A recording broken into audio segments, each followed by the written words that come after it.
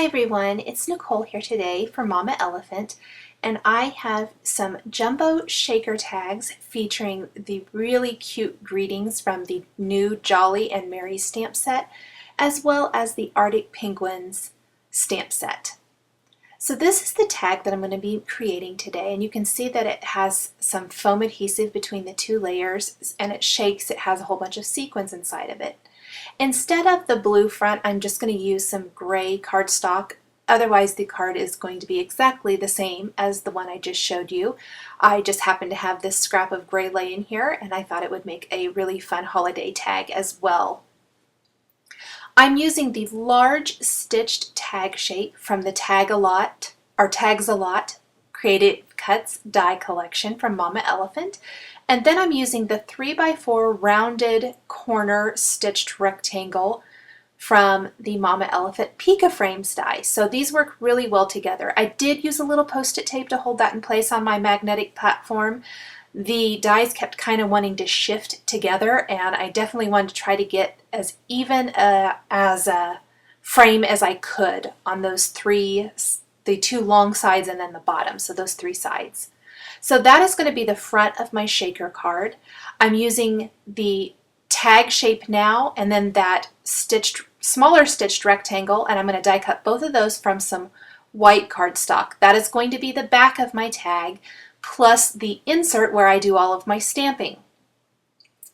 I could have just stamped on the white tag portion or sandwiched another piece of paper in between, but I really liked that stitched detail. It's almost like you're doing an inlay style card this way. So even on the inside of the shaker box, you're going to be able to see that stitched detailing.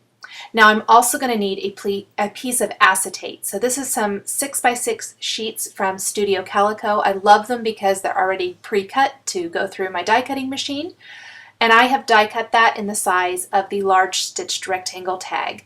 Makes it really easy. Everything fits together perfectly if you die cut all of the elements and all the pieces like this. So I am going to set all of the other pieces aside and just keep that 3x4 stitched rectangle and put together the design of my card. Now, one thing that I think makes it super easy before you start stamping is to lay out your clear stamps and kind of position them on the paper you're going to be using and make sure you have enough room for your design. So I'm using a little bit different greeting. That is the other thing that's slightly different than the tag that I showed you at the beginning of the video. I thought it would be fun to maybe have a couple of variations of these, but otherwise they're exactly the same. And just to show you how versatile the Jolly and Merry stamp set is and how many different greetings and ways you can use the greetings in the stamp set. So what I'm doing is stamping my penguin first. Instead of die cutting any of the elements from the Arctic Penguins stamp set, I am going to stamp my penguin, and then I stamped it on a little scrap piece of post-it tape there since I had it handy and I could get extra use out of it that way. And I'm creating a mask for this penguin. Instead of having any dimensional type stuff going on the inside of this shaker tag, there will be nothing. It's going to be very flat. I'm masking the penguin so that I can stamp that ice piece behind him. You always want to stamp what's going to be in the forefront of your card first, mask that off, and then stamp the background element. So that is going to be the ice in this case. By not having anything dimensional, none of the shaker material, which are sequins in this case, will get caught up on anything. A lot of times that does not bother me one way or another, but for these tags, for simplicity's sake, they're going on gifts, they may not be kept, who knows, just depending on the recipient. So it just is a little bit less work, maybe a little bit quicker to design. I'm stamping the word Merry with some Mama Elephant apple ink. I love this, the difference with the scripty type fonts and then the more traditional type fonts, and just lots of fun ways to mix and match. I'm stamping the words Let's Be using the Dark Storm ink, and then I will stamp the remaining greeting and bright right underneath the word Mary. I apologize for getting my head in the way. I really wanted to make sure I got that lined up correctly, and I needed to get right over my project. If you're like me and need to get yourself positioned right over your project to stamp it, you know what I'm talking about. Anyway, so that shows you just how cute and versatile the greetings are. This would be great as is. You could poke a little hole in the top and hang it right from a gift. Just as it is, the shaker just kind of takes it up a notch and makes it super special and fun. Really fun maybe for that special, person who maybe loves those kinds of things. Kids, of course, love anything that's interactive. Now, before I put my shaker together, I am going to do some simple Copic coloring. Very quick, very easy. This is not a ton of detail. This is a pretty small image, even with the two images stamped together.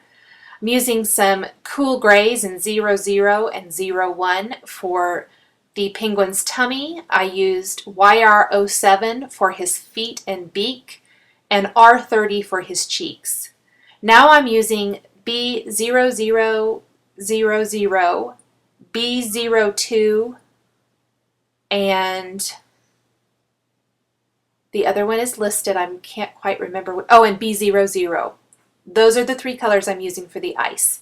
So I'm simply going to keep working with these until I kind of get the ice looking the way I want it to look. And that's one of those things that just takes maybe several layers of ink. Sometimes it's worth it to go over things several times. That's one of the best things about Copic markers, is how you can keep blending them. I do recommend maybe letting it dry a little between each blending, just because it can bleed if you oversaturate the paper. Now, I took my Wink of Stella clear glitter brush marker over the ice once it was all colored in, also any of the black portions on my penguin.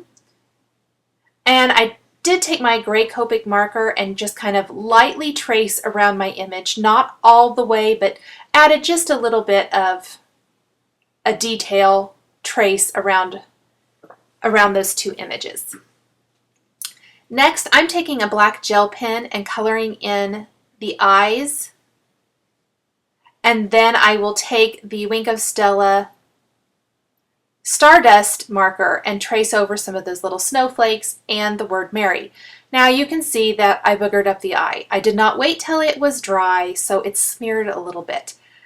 I was so disappointed, but instead of redoing it, I'm simply taking the white white Sakura pen rather, and just kind of dabbing that white ink right over where it's smeared, and I don't have to redo it. Especially since this is going to be in a shaker, it is not very noticeable this way. In fact, I let it dry completely once with that white ink over it, and then I went over it again. And here I'm just tracing part of the word Mary with that Stardust Sakura marker to give it a little bit of glitz and glimmer.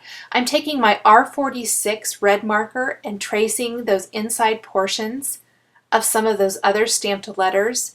Not a ton of coloring, just adding little touches of color. You definitely don't want to get too crazy here, since it's such a teeny tiny little area. And then I took my Stardust marker again and went over any of those remaining snowflakes. So now I have the inside portion all stamped and colored. I'm going to remove my transparency for a minute and line up the open tag with the backing tag, add my adhesive, and then place that right in there, almost like I was doing an inlay. That will make sure it's positioned exact and perfectly, and I won't have to worry about it not lining up once I put the frame on. Now I've placed some strong adhesive on the back of my frame, and I'm going to attach the transparency right to that. I love the glue glider for this because it's really strong and it sticks to that transparency really well. I'm going to take foam adhesive and double it up around all four sides. You would not have to do this if you have thicker adhesive. I find that this Scotch adhesive from 3M is fairly thin, which I normally absolutely love. It gives you just that tiny bit of dimension. But if you're adding anything bulky like sequins and you want them to move in the shaker, I really recommend you use 2 layers of foam adhesive if you're using this brand. Like I said, if you have thicker adhesive, you probably wouldn't need the 2 layers. So the adhesive is too wide really for the sides of this, so I just cut it in half to make the most of my foam adhesive. And I'm simply doubling it up. I can trim off anything that I maybe miscalculated on how long it's supposed to be. Pretty easy to just snip off anything that was too long. And then I need another couple of pieces up at the top. And this is a little trickier simply because it's a tag and has those little notched sides. So you just want to make sure none of that's going to be visible on the front of your card. And you want to make sure that your foam adhesive butts up next to each other so that nothing shakes out of your shaker, because that's not cool either. If you're using something like seed beads or whatever, you definitely don't want them you don't want to give your shaker a good shake and have them go flying. Now these are some fun silver little circle discs sequins from Pretty Pink Posh, and then I'm using my favorite 6mm sparkling clear as well as the 4mm marshmallow. I've given a good assortment inside.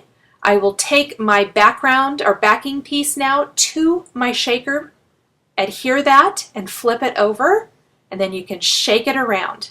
So really fun. I love how it looks, and they're so much fun to create.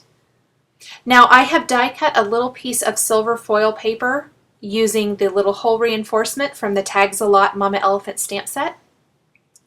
I'll use a little zig glue pen to add some adhesive to that and pop that right to my tag.